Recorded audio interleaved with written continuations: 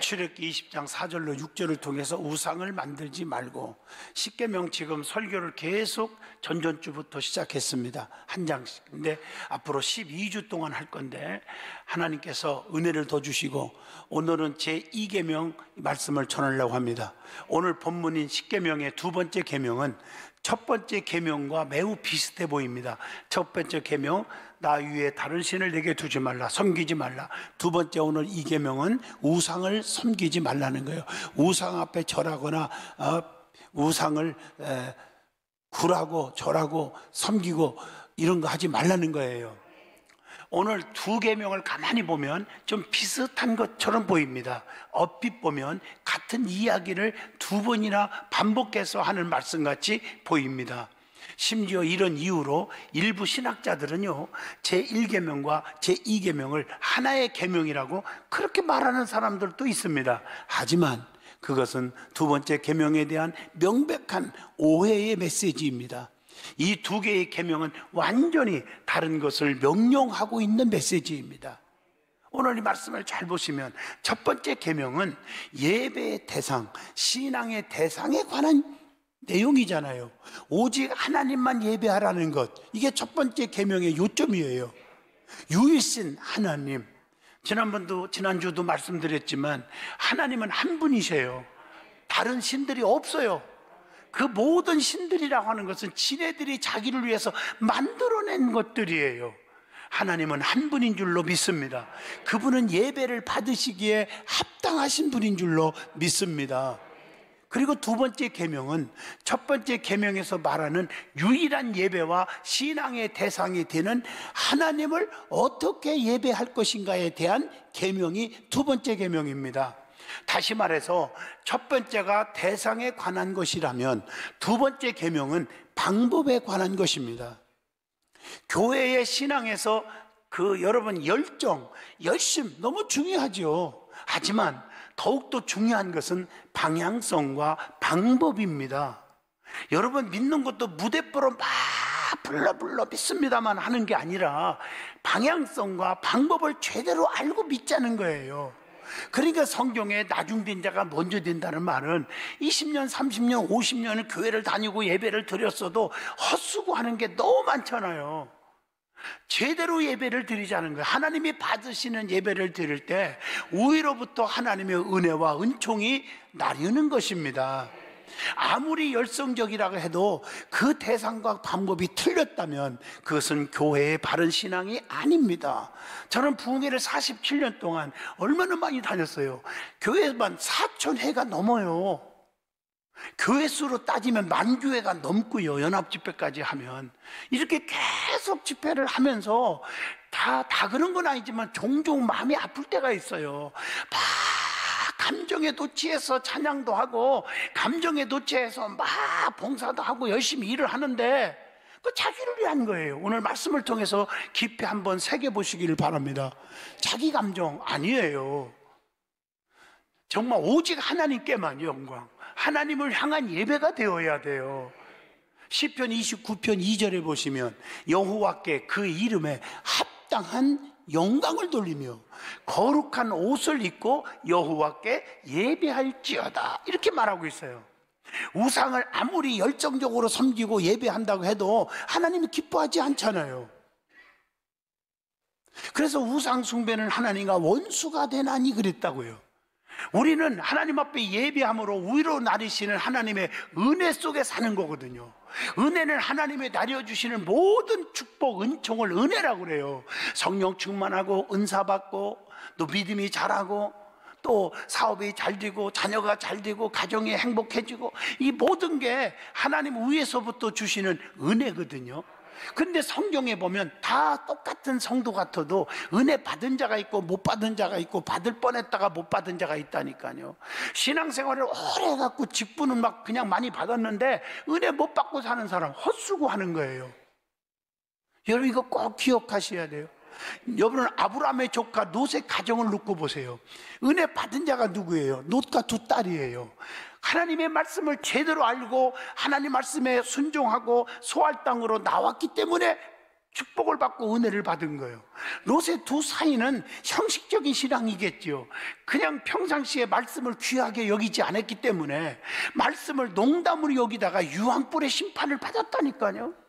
롯의 처는요, 뒤쳐다보지 말라니까 그냥 형식적으로 살짝이면 뭐 괜찮겠지. 그리고 세상적으로 살짝 뒤쳐다보다가 소금기둥이 되고 말았잖아요.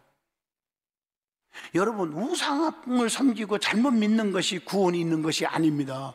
그것에 하나님의 은혜가 임하는 것이 아니죠. 열심히 있다고 다는 아니란 말이에요. 헌금을 많이 하고 봉사를 많이 하고 이게 다 은혜 받은 구원의 역사라고 볼 수가 없는 거지요.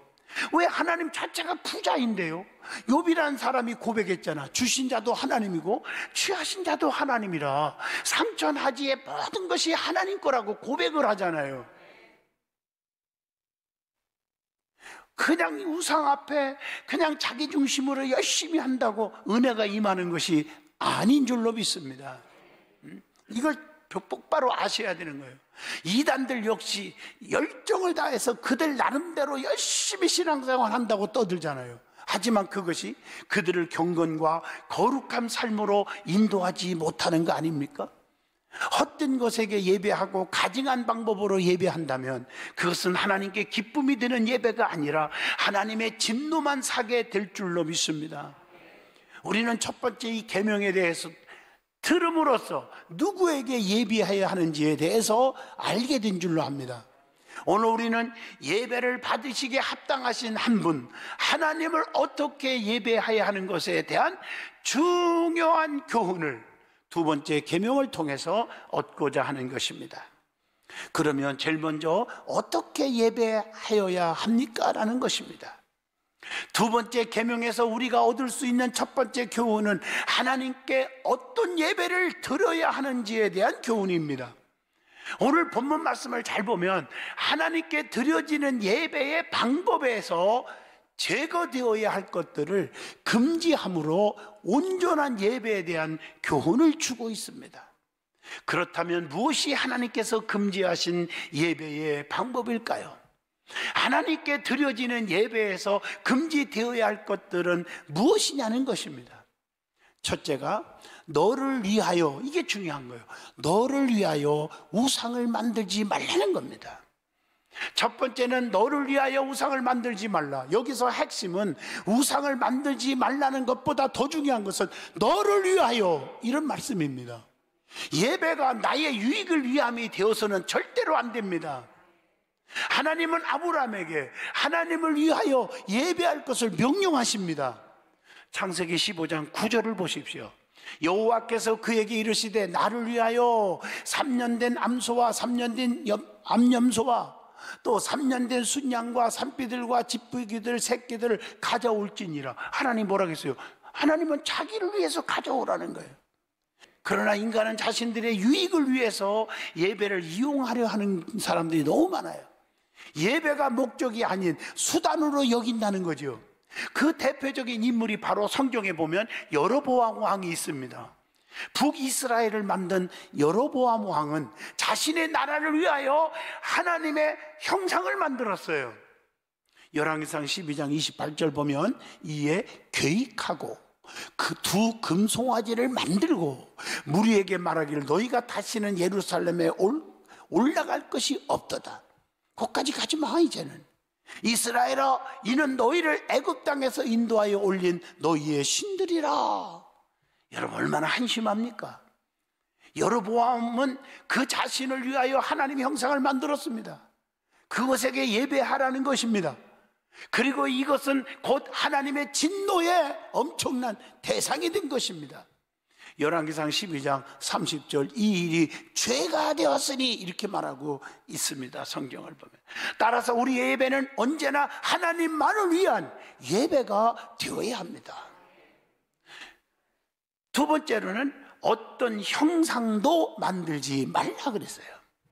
두 번째 계명에서 둘째로 금지하는 것은 형상을 만들지 말라는 거예요. 하나님은 모든 피조 세계를 창조하신 분입니다. 하나님은 무한한 영광을 소유하신 분입니다. 하늘이라도 땅이라도 하나님의 영광을 담을 수가 없습니다. 열왕기상 8장 27절에 이렇게 말했습니다. 같이 봅니다. 하나님이 참으로 땅에 거하시리이까 하늘이라도 주를 용납하지 못하겠거든 하물며 내가 건축한 이 성전이 오리까. 여기서 하물며 사람이 만든 하물며 이게 중요한 거예요. 어떤 형상에는 더욱더 하나님을 담을 수가 없다. 그것이 무엇이든 간에 하나님이 될 수가 없다는 것입니다. 만약 누군가가 하나님의 형상을 만든다면, 그리고 그것을 하나님이라고 말한다면, 그것은 하나님을 천적으로 모욕하는 죄를 짓는 것입니다. 그래서 하나님은 어떠한 형상도 만들지 말라고 하신 거예요. 하지만 인간의 욕심 때문에 하나님의 형상을 만들어 섬기고 싶어 하는 것입니다. 출애굽기 32장 1절 보세요. 우리를 위하여 우리를 인도할 신을 만들어라. 자기를 인도할 신을 만들어라. 자기를 위해서. 이 모세 곧 우리를 애굽 땅에서 인도하여 낸 사람은 어찌 되었는지 알지 못함이니라. 이렇게 말하는 거예요. 지극히 자기 중심적인 신앙이죠.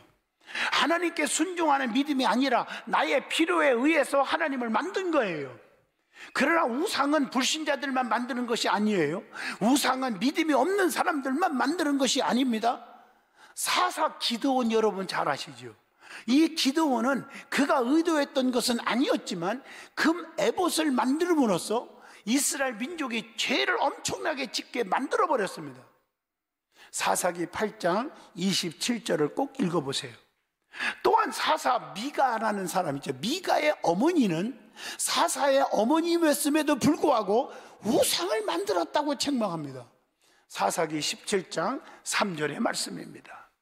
하나님은 이런 인간의 이기심과 연약함과 부패함을 아셨기 때문에 십계명을 통해서 정확하게 무엇도 만들지 말라고 명령을 하신 것입니다. 세 번째, 어떤 것에든지 절하지 말며 섬기지 말라고 했습니다. 세 번째로 금지하는 것이 바로 이겁니다. 어떤 것이든지 절하지 말라는 거예요. 섬기지 말라는 거예요. 그래서 절하고 섬기는 것은 정말 잘못된 것이죠. 따라서 두 번째 계명은 그 무엇도 하나님을 대신해 경배의 대상이 되거나 신앙의 대상이 되어서는 절대로 안 되는 것입니다. 이스라엘 민족은 언약궤를 신앙의 대상으로 여기는 잘못을 범했습니다. 언약궤는 하나님과의 언약을 상징할 뿐 그것이 하나님을 대신할 수는 없는 거예요. 사무엘상 4장 3절입니다.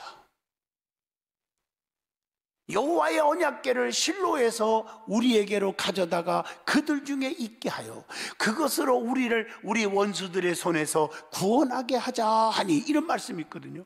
전쟁 중에 언약궤를 부적처럼 그렇게 사용한 거예요. 구원은 하나님께서 주시는 것이지 언약궤가 주는 게 아니거든요. 여러분 아시다시피 언약궤가 뭡니까? 아론의 쌍낭지팡이, 만나드는 금항아리, 십계명이 들어있는데 이것은 무슨 의미예요? 하나님의 임재와 하나님의 기적과 그리고 하나님의 은혜를 절대 잊어먹지 말라. 하나님의 은혜를 잊지 않고 기억하고 그 법궤를 가지고 가는 것마다 기적이 막 일어났어요. 축복의 역사가 일어났지만 오랑캐들은 어떻게 됐습니까? 가는 곳마다 저주 덩어리잖아. 여러분 보세요. 법궤가 하나님은 아니잖아요. 법궤를 부족처럼 쓰지 말라는 거예요. 하나님이 하시는 거예요. 그들에게 저주, 죽음이 온 것도 하나님이 하신 거고, 가는 곳마다 여리고성이 무너지고 요단강이 갈라지고 오랑캐들을 부숴버리게 하신 것도 하나님이 하신 것이지 법궤가 한 건 아니에요. 이걸 아시란 말이에요. 예배와 예배의 대상, 믿음과 신앙은 언제나 하나님을 향하여 한다는 것을 기억하시기를 바랍니다.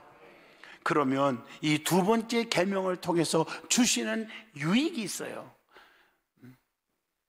어떤 유익이 있을까요? 첫째, 진정한 예배를 드리는 예배자가 될 수 있다는 거예요.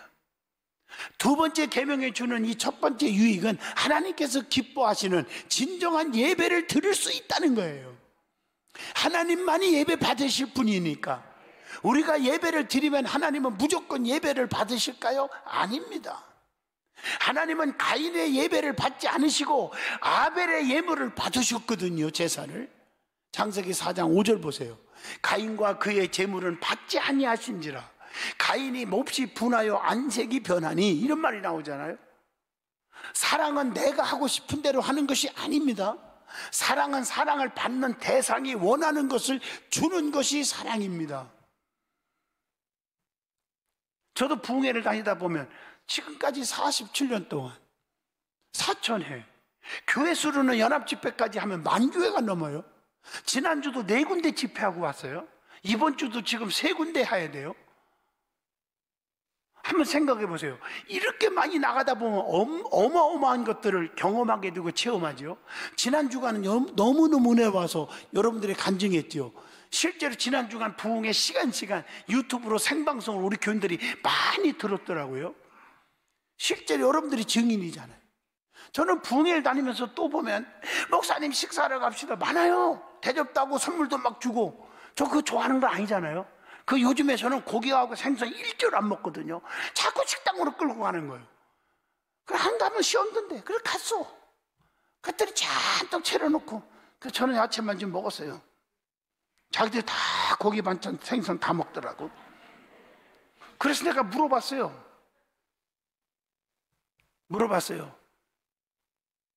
저 권사님 대접해서 고마워요. 고마운 건 고마운 거죠. 고마운데요, 오늘 예배 드렸어요? 아, 바빠가고 전혀 못 드렸대. 부흥회 한 번도 안 왔대. 아, 소화가 안 되려고 그래요. 그래서 제가 충고를 했어요.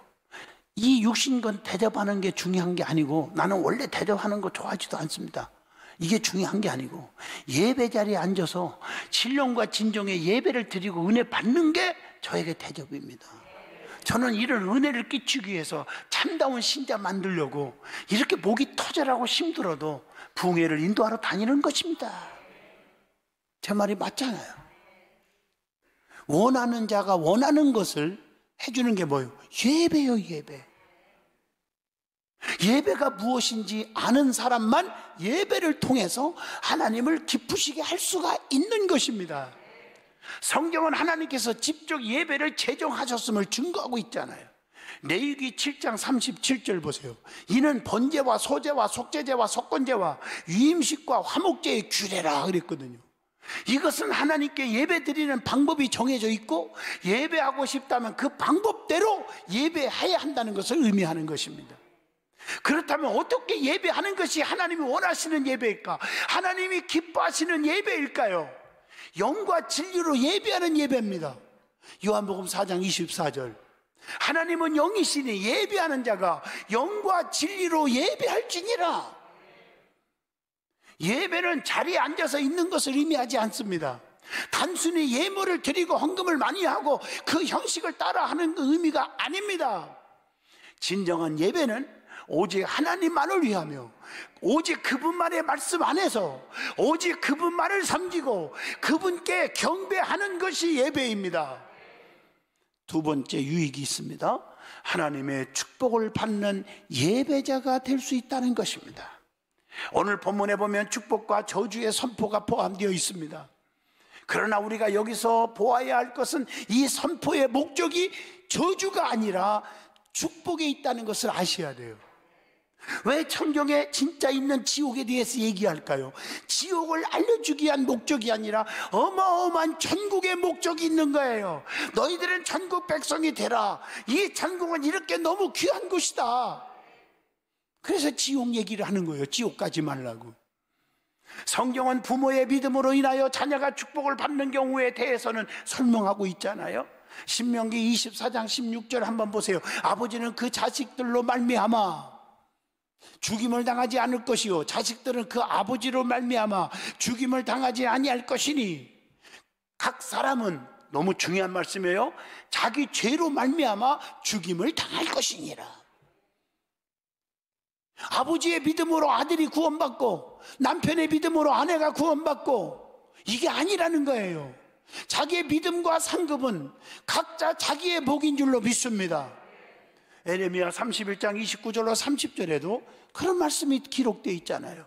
에스겔 18장 20절에도 범죄하는 그 영혼은 죽을지라 아들은 아버지의 죄악을 감당하지 아니할 것이요 아버지는 아들의 죄악을 담당하지 아니하리니 의인의 공의도 자기에게로 돌아가고 악인의 악도 자기에게로 돌아가리라. 여러분 믿으십니까? 그렇다면 오늘 본문의 저주는 어떤 내용일까요? 하나님의 축복을 강조하기 위한 것이라는 거죠. 3대가 저주를 받는다. 오늘 본문에 그랬죠. 3대가 잘못하면 저주를 받아요.